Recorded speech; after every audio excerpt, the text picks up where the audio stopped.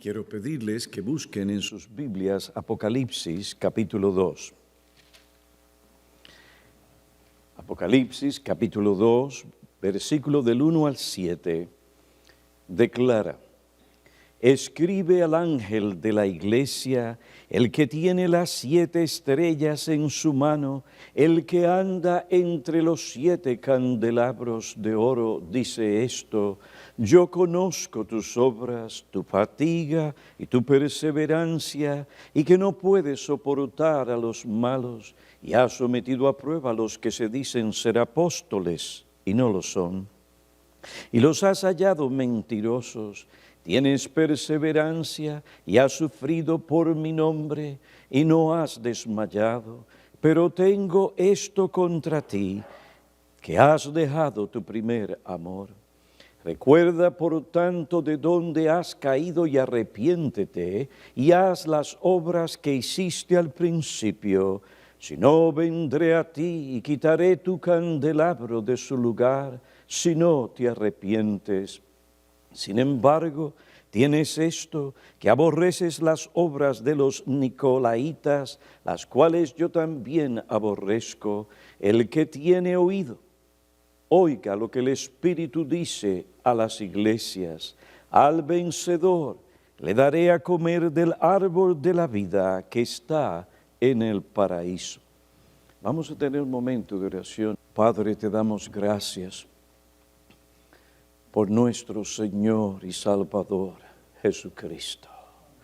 Te damos gracias que en Él encontramos todo lo que nuestra alma necesita para nuestra salvación, santificación y para glorificarte a ti.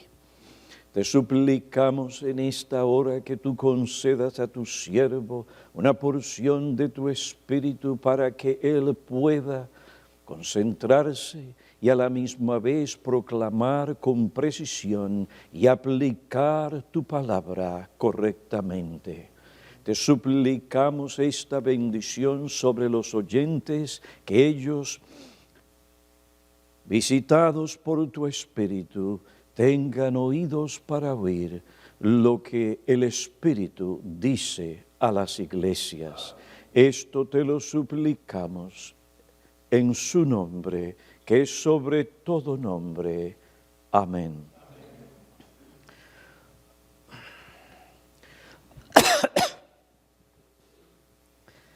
Apocalipsis capítulo 2 comienza con una carta enviada por el Señor Jesucristo a la iglesia de Éfeso. En esta carta Jesucristo se presenta como el Señor soberano y exaltado de la iglesia, que gobierna sus ministros y sabe todo lo que sucede en las iglesias. Él tiene en sus manos a sus ministros y anda entre las iglesias. Las manos y los pies de Jesucristo, que habían sido clavados en la cruz, ahora representan, como otro señaló, el fundamento sobre el que gobierna y Él ministra a su iglesia. El que padeció y murió en la cruz se levantó victorioso de entre los muertos para salvar, santificar, preservar y glorificar a su iglesia. Él es el Señor de la iglesia. Él le dice a la iglesia de Éfeso: yo conozco tus obras. Jesucristo sabe lo que sucede en cada una de sus iglesias. Él no necesita que alguien lo ponga al día sobre el estado y las acciones de la iglesia. Basado en el conocimiento exhaustivo que él tiene de la iglesia de Éfeso, él la elogió, la alabó por su arduo trabajo, perseverancia, pureza doctrinal, firmeza y valentía. Por otro lado, él la censuró. Su conocimiento del enfriamiento, decaimiento espiritual de esta congregación lo llevó a reprenderla. Pero tengo esto contra ti, que has dejado tu primer amor. El mayor peligro que corría esta iglesia no procedía de los poderes externos que le acechaban, sino de la decadencia interna de carácter espiritual. Esto era lo que estaba afectando esta iglesia. Había un deterioro espiritual y este deterioro espiritual llevó a Jesús a amenazar esta iglesia. Si no se arrepentía y hacía las obras que antes hacía al principio, Cristo, el Señor de la iglesia, quitaría el candelero de esta iglesia local. ¿Y a qué se debe este juicio? Pues en su segunda epístola, capítulo 4, versículo 17, Pedro nos da la respuesta. Él dijo, es tiempo de que el juicio comience por la casa de Dios. Si la iglesia de Éfeso continuaba en su deterioro espiritual, la gloria de Dios como ésta resplandece en la faz de Cristo, sería quitada de la iglesia. Ven, hermanos, el mayor peligro de la iglesia no se encuentra a su alrededor, sino en la misma iglesia. Por esta razón, aquel que anda entre los 7 candelabros está más interesado en lo que sucede en la iglesia que lo que sucede en el mundo. Sobre este asunto, el doctor Sinclair Ferguson declaró: ¿qué diferencia entre el interés y la actividad de Cristo y el interés y comportamiento de algunos en la iglesia? Están más interesados por lo que sucede en el mundo que por lo que realmente sucede en la iglesia. Tienen mayor interés por conocer la cultura que les rodea que por conocer el estado espiritual de la iglesia. Somos más capaces para analizar el mundo que para analizar correctamente la condición en que se encuentran las iglesias. En cambio, el interés de Cristo, su mayor preocupación, no es conocer lo que está mal en la cultura, sino lo que está mal en la iglesia. Pero tengo esto contra ti, has dejado tu primer amor. Y es necesario que prestes atención y que trates pronto este asunto, que te arrepientas y hagas las primeras obras que hiciste, si no vendré a ti y quitaré mi candelero de su lugar. Observen, el que anda entre las iglesias conoce, analiza y juzga. Él juzga las acciones de cada una de sus iglesias. Él dice, yo conozco tus obras.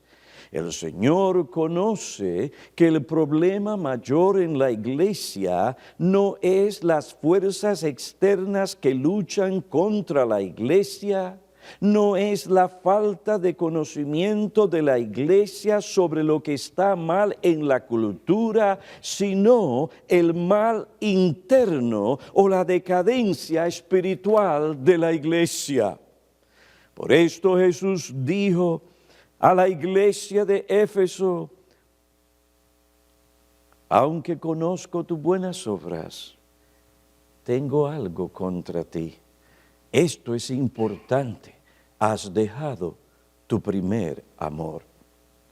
Añade el doctor Sinclair Ferguson, como una persona que observa desde adentro o desde afuera la comunidad cristiana conservadora o reformada, él dijo: pienso que muchos de nosotros somos más capaces para analizar lo que está mal en la cultura y más miopes en lo que se trata de analizar lo que está mal en la iglesia. A veces nos conformamos con la obediencia externa de los miembros de la iglesia y nos despreocupamos de cuál será realmente la condición espiritual de esta persona o de este miembro o de aquel otro miembro en la iglesia. Debemos, hermanos, cuidarnos de este mal que afecta a diferentes círculos evangélicos, de estar más preocupado por reclamar la cultura y conocer lo que anda mal en la cultura, que por la condición espiritual de cada una de sus propias ovejas. Debemos cuidarnos de este mal y ser más celoso por conocer el estado de nuestra iglesia. Nosotros los pastores debemos estar más atentos a la condición espiritual de nuestra alma y a la condición espiritual de nuestras ovejas que por lo que está mal en la cultura. Hechos capítulo 20, versículo 28 declara: tened cuidado de vosotros y de toda la grey en medio de la cual el Espíritu Santo ha hecho obispos para pastorear la iglesia. Esto no significa que no estemos al tanto de lo que sucede en nuestro mundo o que no estemos al corriente de las costumbres de nuestra sociedad o que no tengamos conocimiento de los males de nuestra cultura. Lo que esto significa es que estas cosas no deben tener nuestra mayor atención. Lamentablemente, la razón que algunos tienen para conocer la cultura es para acomodarse a la cultura. Nosotros los creyentes debemos estar a la corriente de la cultura, no para acomodarnos en el sentido negativo a la cultura o a lo que el mundo dice que debe ser, sino para comunicar claramente y sin confusión las verdades del Evangelio. Anteriormente vimos que la carta dirigida a la iglesia de Éfeso comienza con una descripción de la persona, actividad y ministerio de Cristo en la iglesia. Después de considerar esta descripción, pasamos a estudiar a fondo el mensaje de esta carta. Este mensaje, como indicamos, consiste de un elogio, una censura, una amonestación y un consejo. Ayer consideramos el elogio, la censura y la amonestación. Encontramos la amonestación en el versículo 5. Dice: recuerda por tanto de dónde has caído y arrepiéntete. Y haz las obras que hiciste al principio. Si no, vendré a ti y quitaré tu candelero de su lugar si no te arrepientes. Cristo llama a los miembros de esta iglesia a recordar, reconocer y arrepentirse. Este es el remedio divino para sanar la enfermedad de esta iglesia. Recuerda de dónde has caído. Este recuerdo debe llevarles a reconocer su caída, su enfriamiento, deterioro espiritual.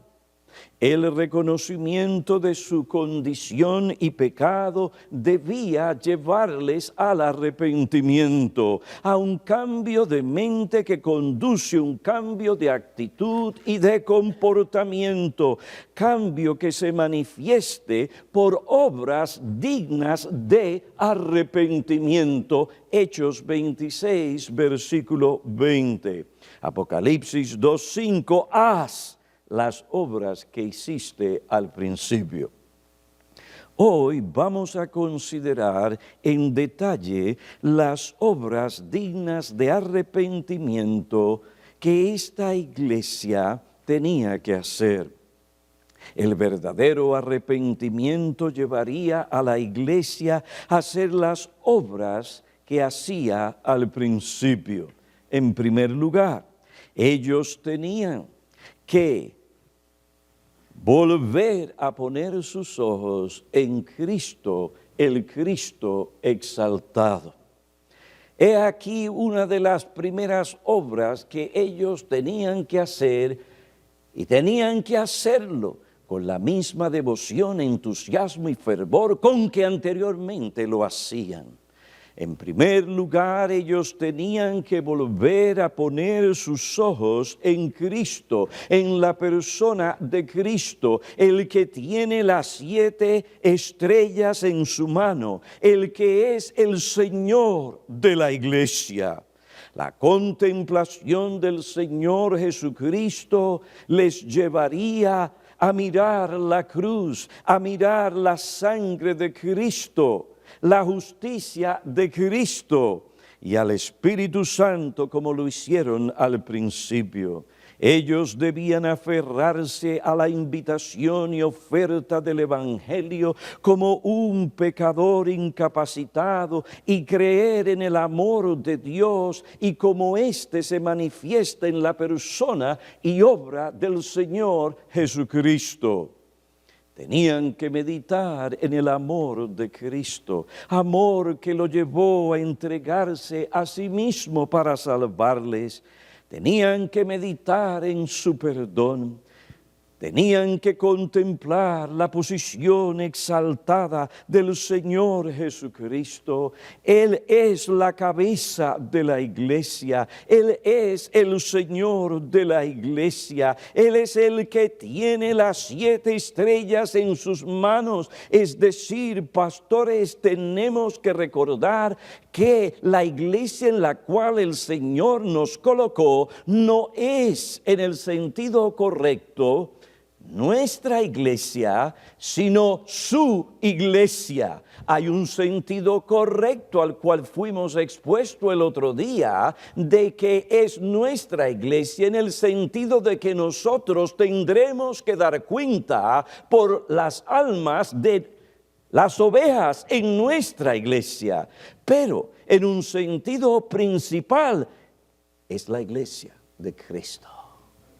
Es de Él que nosotros los pastores, por medio de la palabra, recibimos las órdenes, los mandamientos, los preceptos, las instrucciones. ¿Para qué? Para enseñar en la iglesia, para aplicarla a nuestra vida y para aplicarla a la vida de las ovejas en nuestra iglesia. Es de Él que nosotros recibimos la instrucción para saber qué y qué no debemos hacer en la iglesia.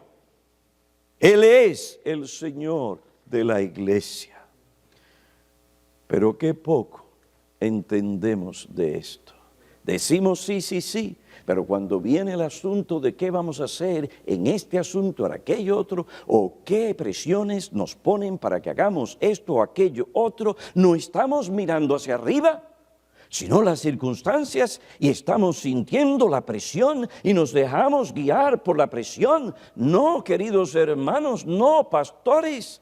O tal vez miramos otros ministerios y nos damos cuenta cómo crecen los números y los demás, y nosotros queremos números y nosotros queremos muchas almas para el Señor. Ese no es el punto. El punto es este, que en la iglesia lo que hay que hacer es lo que Cristo dice, porque Él es el Señor de la iglesia. Sinclair Ferguson tenía razón cuando dijo cuán fácilmente dejamos de hacer la pregunta, ¿qué es lo que el Señor Jesucristo realmente quiere? Pero ya no se trata realmente de lo que Cristo quiere, sino si Cristo está de acuerdo conmigo sobre lo que yo quiero que suceda en la iglesia. Este era el problema de la iglesia de Éfeso.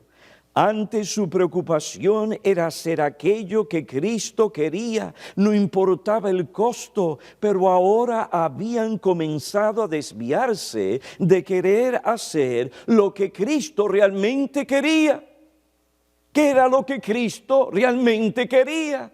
Que se le sirviera y todo lo que se hiciera con amor a Él.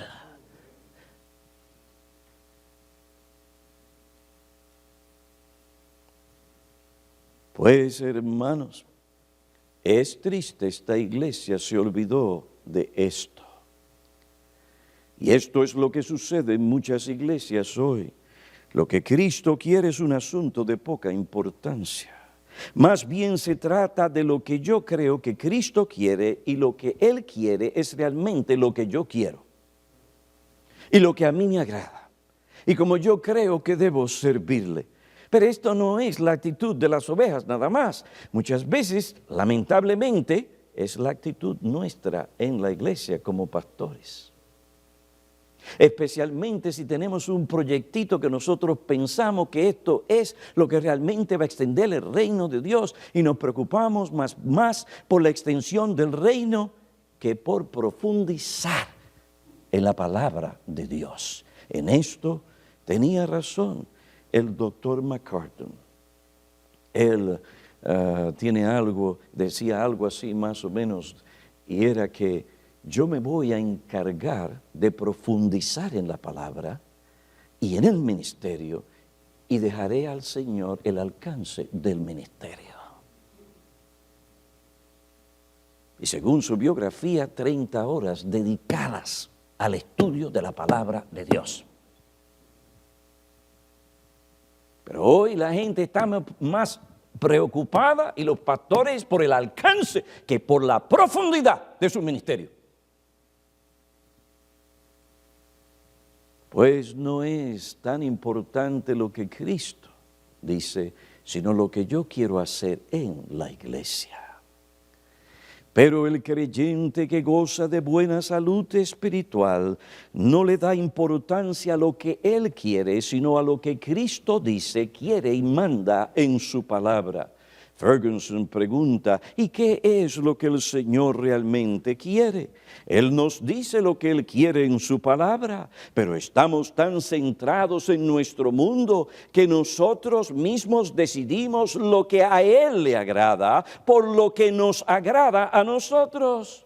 El refrán principal, aún en la iglesia reformada, es: busquemos a los expertos para saber cómo estamos, para saber qué tal nos va, para que nos digan cuán gloriosa es nuestra adoración. Pero en todas estas cosas no se consulta la voz de Cristo. No preguntan qué realmente es lo que Cristo dice, más bien hablamos de lo que nos produce gozo, lo que nosotros disfrutamos, lo que nosotros hacemos. No estamos realmente escudriñando las Escrituras con un profundo análisis de nuestra persona y con humildad para poder decir sinceramente: Señor, ¿qué es lo que realmente tú quieres para la iglesia? La iglesia de Éfeso dejó de prestar atención a lo que Cristo realmente quería. Trabajaba, se fatigaba, hacía esto, aquello, otro, pero dejó de escuchar la voz de Cristo diciéndoles por medio de su palabra lo que Él realmente quería. Lo que Él quería sobre todo era la atención completa de ellos. El afecto supremo de ellos, el celo, la pasión, el entusiasmo que les caracterizó al principio. Como iglesia, no debemos atrevernos a suponer lo que Cristo quiere de nosotros. La única manera de conocer lo que Él quiere es escudriñando las Escrituras. Esto significa que debemos cuidarnos de un estudio superficial de la Biblia y a entregarnos a estudiarlas profundamente. Esto es necesario para que no seamos como niños sacudidos por las olas, las novelerías, lo que está de moda, y llevados de aquí para allá por todo viento de doctrina, por la astucia de los hombres, por las artimañas engañosas del error. El doctor Ferguson tenía razón cuando dijo: hay expertos que nos dirán que la adoración en nuestra iglesia es sobresaliente, es maravillosa, es gloriosa, pero lo que ellos quieren decir es simple y llanamente que tienes un buen coro, un buen órgano, una buena orquesta, una buena banda musical, un predicador elocuente, pero ellos, los expertos, se equivocan porque el único que puede decirnos cuál es la calidad de nuestra adoración es Cristo.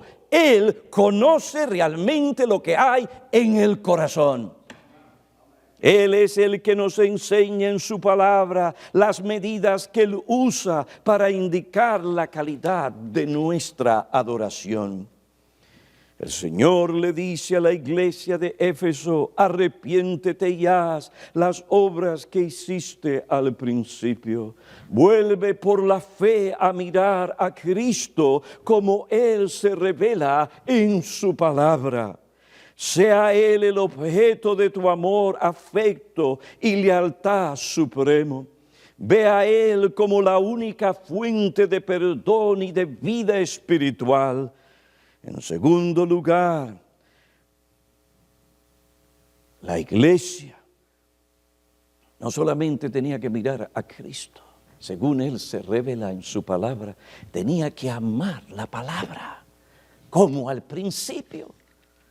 Una de las cosas que caracterizó la iglesia de Éfeso al principio de su vida y ministerio era que ellos amaban el ministerio de la palabra.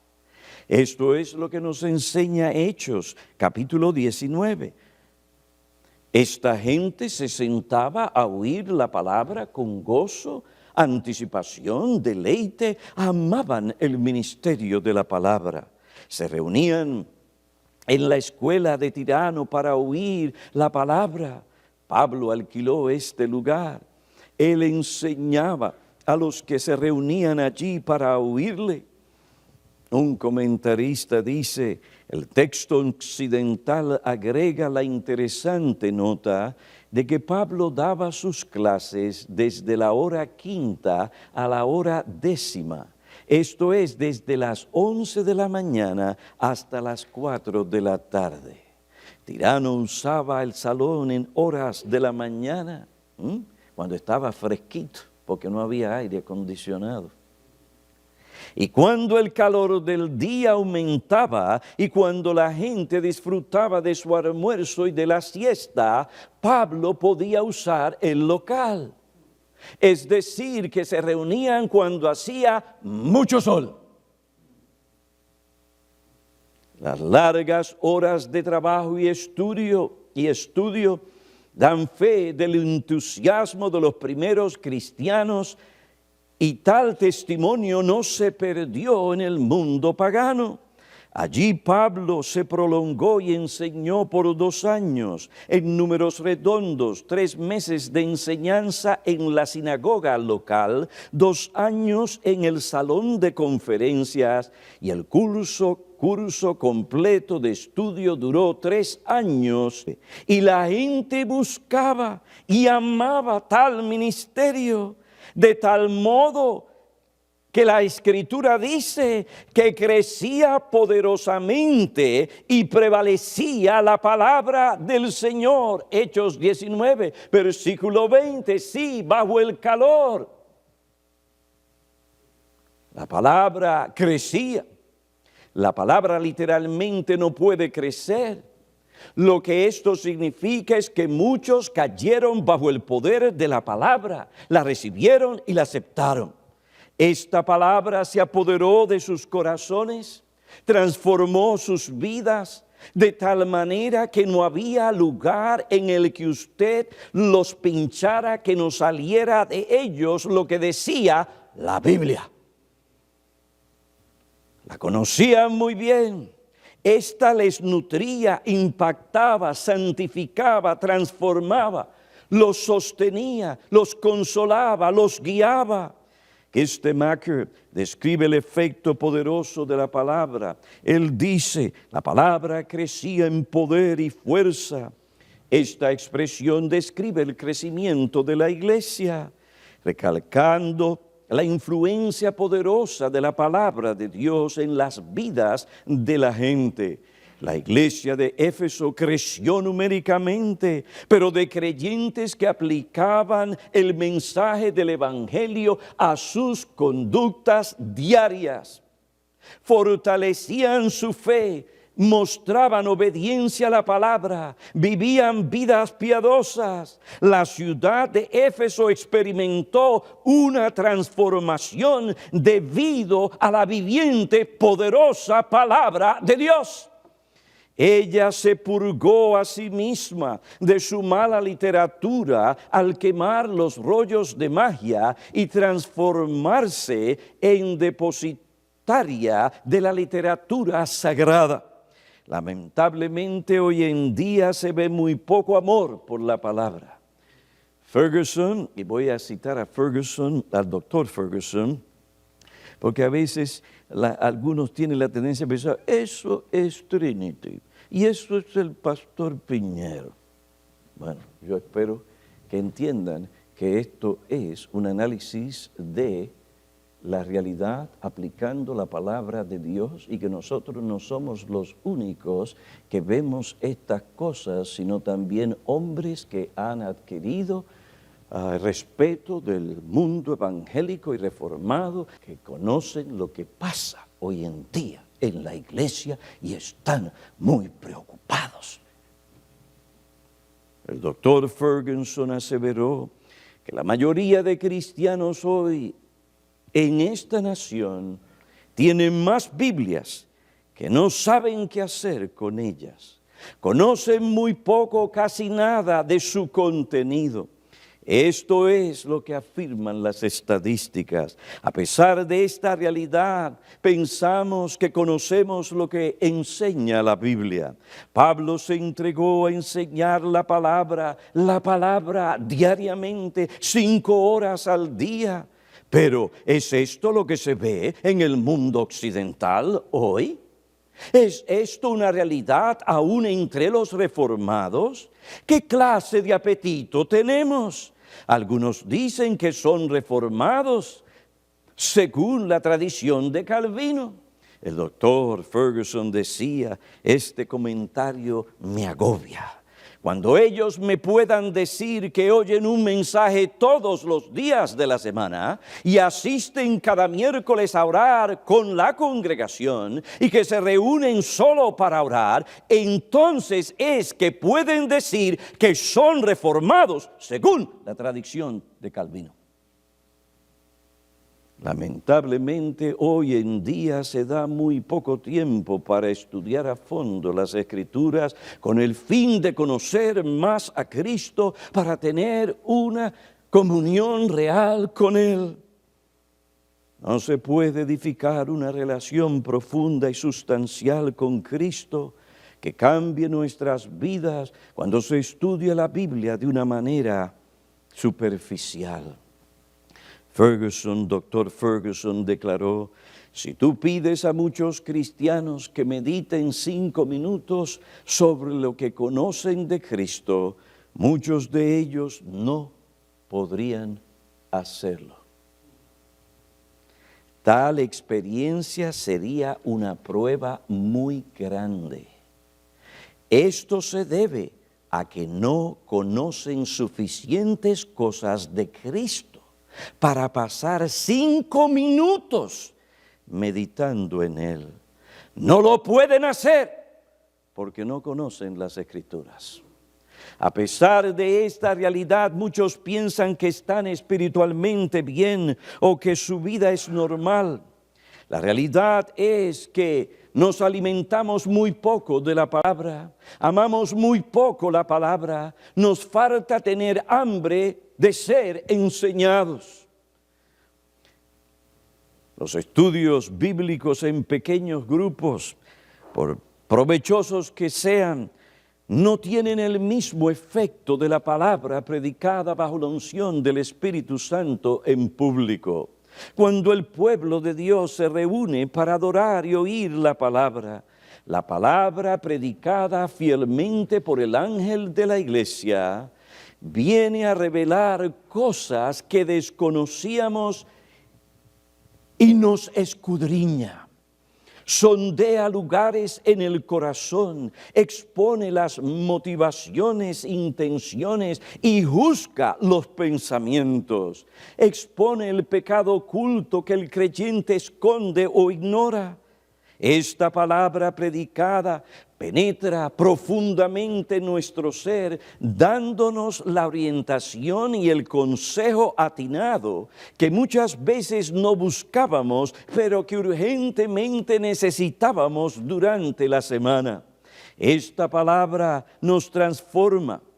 Estos eran los efectos que los cristianos en Éfeso anhelaban, pero cuando perdieron el apetito por la palabra, también perdieron el hambre y el amor por la palabra. Cuando uno pierde el apetito por la palabra, pierde el hambre y el amor por la palabra. Entonces comenzamos a sentir que tenemos un apetito normal, cuando realmente desconocemos o no nos damos cuenta que nuestro apetito por la palabra y nuestra vida en la iglesia es anormal. Nosotros los pastores también podemos perder el apetito por la palabra.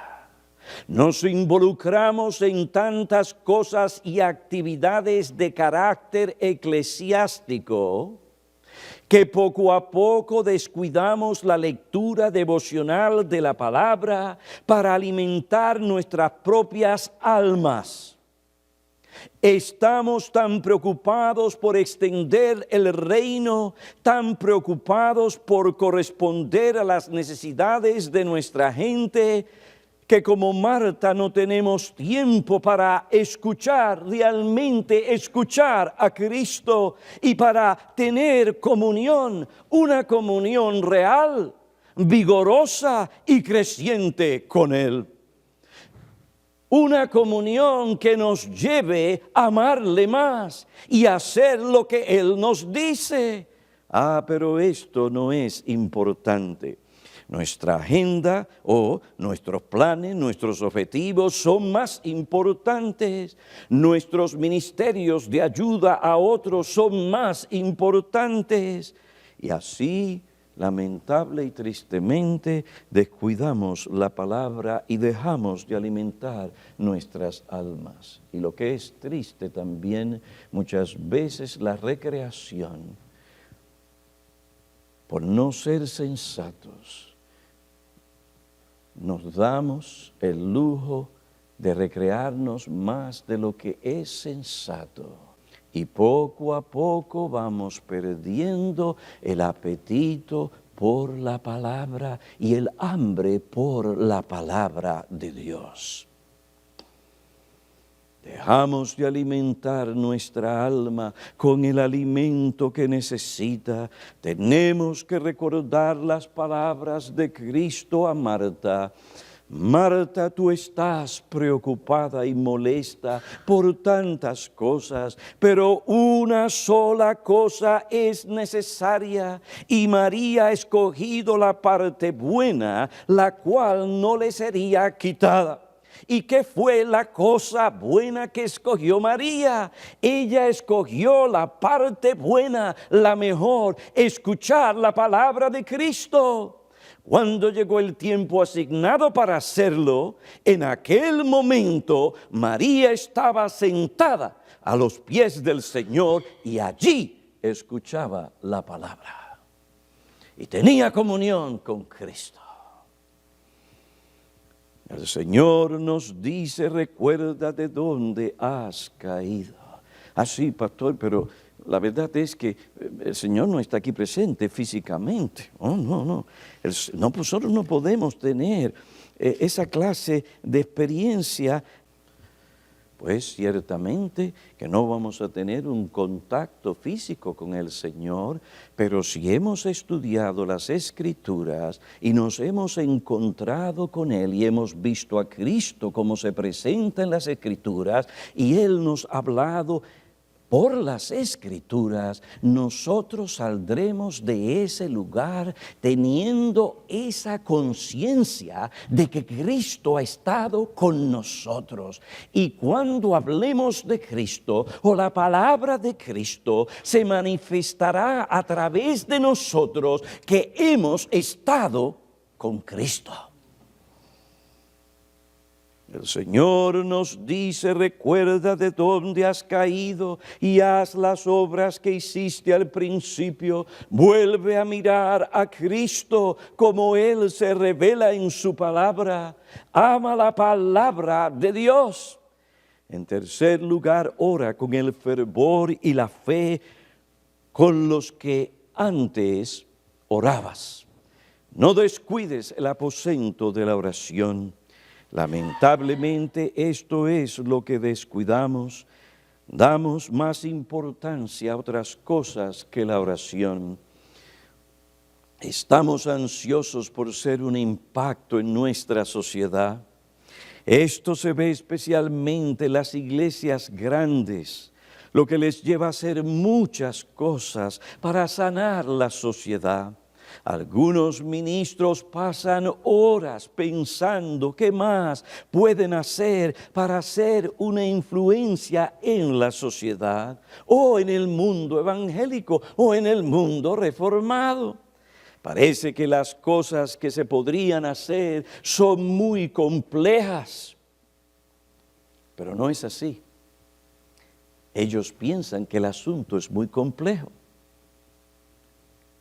Y lo es. ¿Por qué? Porque se apartan del modelo del patrón apostólico. Hechos capítulo 6, versículo 4. Y nosotros nos entregaremos a la oración y al ministerio de la palabra. ¿Y qué pasó? Versículo 7. Y la palabra de Dios crecía y el número de los discípulos se multiplicaba en gran manera en Jerusalén, y muchos de los sacerdotes obedecían la fe. Ah, pastor, pero es que nuestra sociedad es más compleja, pastor. Se requieren otras cosas más complejas para evangelizarlas. No me vengas con ese cuento. Es más compleja en lo que respecta a su tecnología, pero en lo que respecta a su necesidad espiritual y moral, es la misma. Están perdidos. Y los medios que Dios nos ha dado para que sean salvos bajo la bendición de Dios no han perdido ni perderán su eficacia. Se entregaron a la oración y al ministerio de la palabra. ¿Y qué pasó? La palabra de Dios crecía y el número de los discípulos se multiplicaba. ¿Cómo? En gran manera. No es tan complicado, es bien simple, es simplemente seguir el patrón apostólico. Pero se oye decir, no, ese patrón es anticuado, porque no nos permite hacer esto, aquello y lo otro.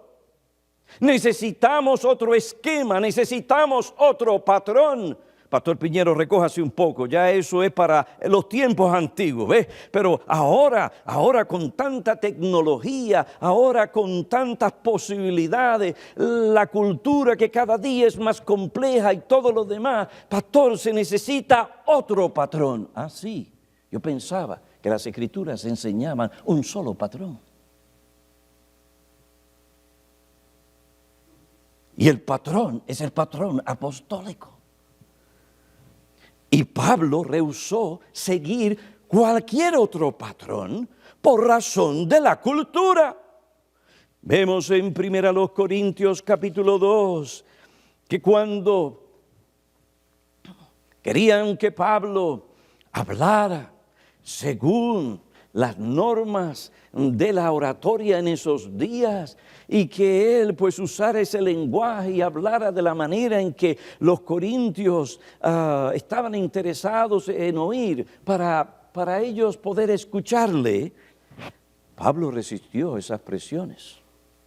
Cuando fui a vosotros, hermanos, proclamándoos el testimonio de Dios, no fui con superioridad de palabra de sabiduría, pues nada me propuse saber entre vosotros excepto a Jesucristo y este crucificado, y estuve entre vosotros con debilidad y con temor y mucho temblor, y ni mi mensaje ni mi predicación fueron con palabras persuasivas de sabiduría humana, sino con demostración del Espíritu y de poder, para que vuestra fe no descanse en la sabiduría de los hombres, sino en el poder de Dios. Nosotros somos ministros de Cristo. Él no nos ha llamado a depender de la sabiduría de los hombres, de la sabiduría del mundo, sino de lo que Él nos ha dicho en su palabra que tenemos que depender.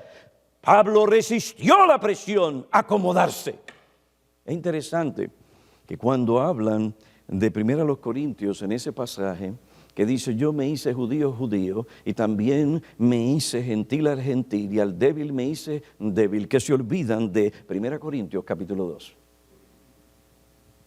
Si nosotros seguimos en última instancia ese argumento, entonces tenemos que decirle a las mujeres cristianas, vístanse como prostitutas para que puedan alcanzar y evangelizar a las prostitutas.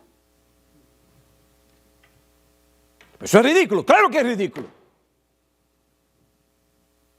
Pero he aquí una situación en que Pablo se vio bajo presión y resistió. Tenía que resistir. De otro modo, negaría el poder de Dios por medio de la predicación del Evangelio para la salvación de las almas. Oh, hermanos pastores, no nos dejemos engañar ni convencer. Sigamos el ejemplo, no de Trinity, no de North Bergen, porque es el de ellos, o de otras iglesias. Sigamos el ejemplo bíblico, el patrón bíblico y el patrón apostólico. Y hay uno solo. Nosotros nos entregaremos a la oración y al ministerio de la palabra. Vamos a profundizar con ese ministerio de tal manera que haga un impacto y me transforme a mí y me dé la capacidad para yo tratar con mis ovejas, tratar con sus corazones, llevarlos a la obediencia de Cristo por medio de la exposición, por medio de la enseñanza, por medio del consejo respetuoso. No se trata de enseñorearnos de la conciencia de nadie, se trata de enseñar la palabra de Dios.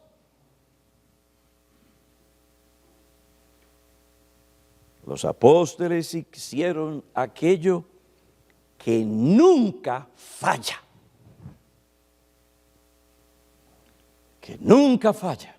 Cuando Dios soberanamente lo bendice, dependiendo del Cristo exaltado, predicaron la palabra, se entregaron a la oración y ahí están los resultados.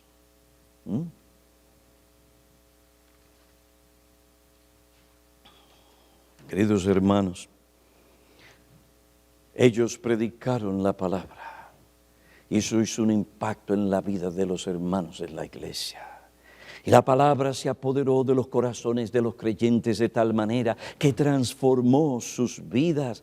Su manera de vivir diferente fue una de las cosas que abrió la puerta para que ellos testificaran eficazmente. Su piedad personal, laboral, doméstica, eclesiástica, llamó la atención de los incrédulos, que los llevó a preguntar sobre la esperanza que había en ellos. Los llevó a hacer la pregunta sobre la esperanza que había en sus corazones. Esto fue lo que anticipó Pedro cuando el ministerio de la palabra y la oración lleva a los creyentes a santificar a Cristo en sus corazones y sus vidas. Él dijo, estando siempre preparados para presentar defensa ante todo lo que os demande razón de la esperanza que hay en vosotros, pero hacedlo con mansedumbre y reverencia.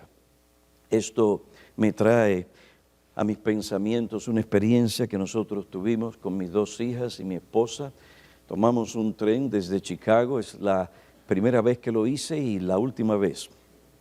Desde Chicago hasta California, ustedes imagínense, Chicago hasta California. Y allí nos encontramos con una madre que tenía 2 niñas, si bien me acuerdo, no sé si eran 1 o 2. Y esas niñas no estaban tranquilas, o la niña no estaba tranquila, se movía para aquí, se movía para allá.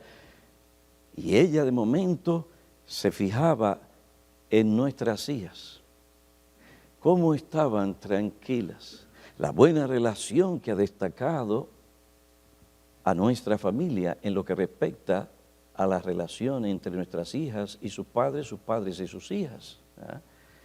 No era que nuestras hijas estaban, ni nosotros teníamos un campo militar en casa. No podía respirar. ¿Puedo respirar, papi? Sí. Ok. No, la palabra de Dios se aplicaba a sus vidas, a sus corazones, y ahí estaba el fruto. Y cuando esta mujer veía que en este viaje estas muchachas estaban, qué bien se comportaban, ¿qué pasó? Lo que Pedro anticipó, hizo la pregunta. Y mi mujer la tomó a un lado y comenzó a hablarle a ella de la razón y de la esperanza que había en su corazón. Si vamos a hacer un impacto, hermanos, en la sociedad, tenemos que velar como pastores que nuestra gente crezca en la gracia y en el conocimiento de Cristo. Tenemos que exhortarles y animarles a leer la Biblia, de tal manera que ésta sea beneficiosa para ellas, para ellos. Y nosotros tenemos que hacer lo mismo, tenemos que velar porque los miembros de la iglesia asistan regularmente a los cultos y adoración y oración en la iglesia. Tenemos que enseñar a nuestras ovejas que ellas no necesitan ser elocuentes. Su misma conducta radical, que es contra la cultura, va a llamar la atención, les va a distinguir de los demás. La gente se va a dar cuenta de que algo diferente sucede en sus vidas y en su iglesia. El cambio del comportamiento de los efesios que tomó lugar por la aplicación poderosa del Evangelio transformó sus vidas y llevó a la gente a hablar de ellos. Y así será hoy. Si aplicamos de una manera constante y consecuente la palabra de Dios y si somos hombres y mujeres de oración. Ahora, el problema es, ¿por qué hoy la gente no hace la pregunta?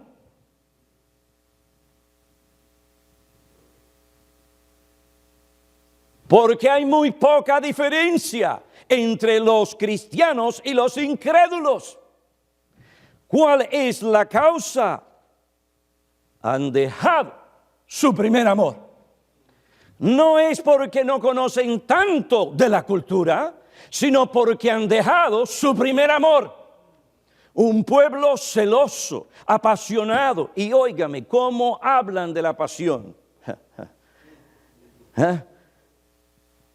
Y qué poca pasión se refleja muchas veces en la vida de algunos que hablan tanto de pasión.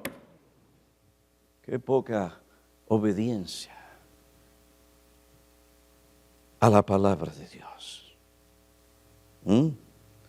No, aquí lo que necesitamos es un predicador elocuente. Vamos a buscar a Paul Washer, porque ese sí dice las cosas como son, y es verdad, él las dice como son.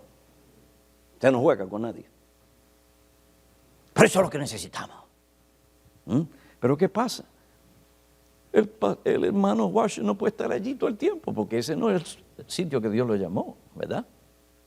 ¿Cuál es el problema? No es tanto el predicador. El asunto es un asunto del corazón y del alma. Hemos dejado nuestro primer amor. Amor que crece y se manifiesta cuando el creyente pone y mantiene sus ojos en Cristo, el Cristo exaltado. Cuando el creyente se alimenta diariamente y devocionalmente de la palabra de Dios. cuando ora o clama diariamente a Dios con sinceridad, buscando aquellas cosas que son según su voluntad y para su gloria. Esta pregunta o esta ilustración la dio más o menos el doctor Ferguson, y yo la estoy cambiando un poquito. Si fueran a hacer un escáner espiritual de tu corazón o del corazón de tu gente, ¿qué vería el Señor Jesucristo? Pero nos conformamos simplemente porque se vea que son personas decentes, respetuosas, agradables. ¿De dónde procede tal cosa? ¿Del corazón? Nosotros somos doctores del alma. Si fueran a hacer un escáner espiritual de tu corazón o del corazón de tu gente, ¿qué vería el Señor Jesucristo? ¿Vería Él que su gracia ya no es suficiente para ti y para tu gente? ¿Vería Él que no tienen hambre realmente de la palabra? ¿Que han perdido el apetito? ¿Que ya no buscan con un sentido de urgencia y necesidad el trono de la gracia? Han dejado su primer amor. Entonces tenemos que arrepentirnos. Es mi petición al Señor que Él me dé vida para tratar con el corazón no solamente mío, sino el de nuestras ovejas. ¿Qué queremos dejar después que nos vamos? ¿Que se hable bien de nuestro nombre? ¿O que se diga el Señor Jesucristo estaba y está en esa iglesia? Entonces, recuerda por tanto de dónde has caído y arrepiéntete y haz las primeras obras que hiciste al principio. Si no, Pastor Piñero, Pastor Martínez, diáconos de esta iglesia, miembros de la Iglesia Bautista de North Bergen, vendré y quitaré de ustedes el candelero. ¿Y qué tiene la Iglesia Bautista de North Bergen? ¿Elocuencia? ¿Baterías? ¿Espectáculos? Humo saliendo por todas partes y luces de diferentes colores con bolitas que hacen así. Nosotros no tenemos nada de eso. Entonces, no tenemos nada que dar. Si el Señor quita su candelero de este lugar, como dice el americano, we're done. Se acabó. Eso nos preocupa a nosotros. Hay algunas personas que piensan que si la gente va a aquella iglesia donde está aquel predicador elocuente, esa persona tiene que ser una persona muy espiritual. Que tú vas a la iglesia de tal individuo, no, esa gente, mire, esa gente tiene que ser bien espiritual. Se piensa que uno crece vicariamente y que uno cambia vicariamente. No. Podemos venir o podemos ir a una iglesia muy conocida que está haciendo el trabajo que tiene que hacer. Y el pastor, los pastores están predicando como tienen que predicar y enseñar la palabra de Dios. Y aún encontrar personas que están muy mal, requete mal en la iglesia. Pero no nos sentimos tan cómodos porque tenemos gente en la iglesia. El Señor no juzga de esa manera, hermano. Los hombres ven las apariencias y lo externo, pero el Señor Jesucristo, y aquí está el mensaje a la iglesia de Éfeso, Él mira el corazón y eso es lo que Él quiere. Y nosotros como pastores tenemos que trabajar para que nosotros podamos decir, he aquí nuestro corazón por tu causa.